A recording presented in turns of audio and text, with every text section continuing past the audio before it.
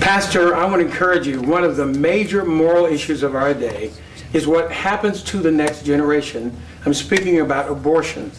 It has an impact upon the woman, has an impact upon the man involved, and it definitely will have an impact on the community that misses the life that is not lived out. For every baby that is aborted, there's a destiny, there's a calling, there's a person who is an answer to a problem who will not be born.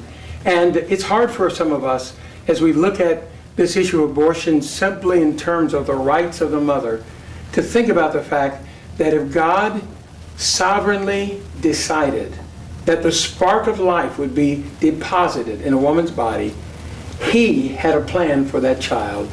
And to see that child's life and impact taken away, not just the pregnancy, not just the problems for the mother, not just the inconvenience financially, but the answer that that child would have been to the world that they were going to be raised up in, that is a great tragedy. Let me say one final thing to those who are especially of African American and Hispanic descent. As we see more and more babies in these communities being aborted, we are going to have to recognize the fact that it is lessening, abortion is lessening the political impact of the black community, because you're not growing as fast, you're not getting paid as much attention to. It's also lessening the impact, I believe, of how much your businesses, your community can grow. Think about it this way.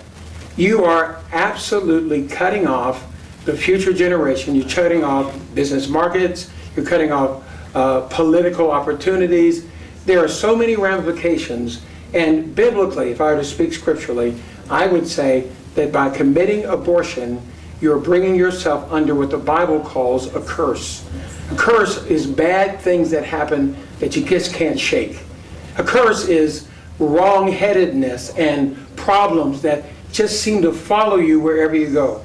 A curse is when death and destruction follow you into all your decisions, whether they're good decisions at root or not, they turn out bad.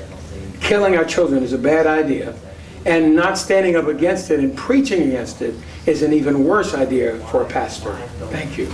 The average pastor doesn't want to be accused of being political, and that's why he doesn't preach against things like abortion.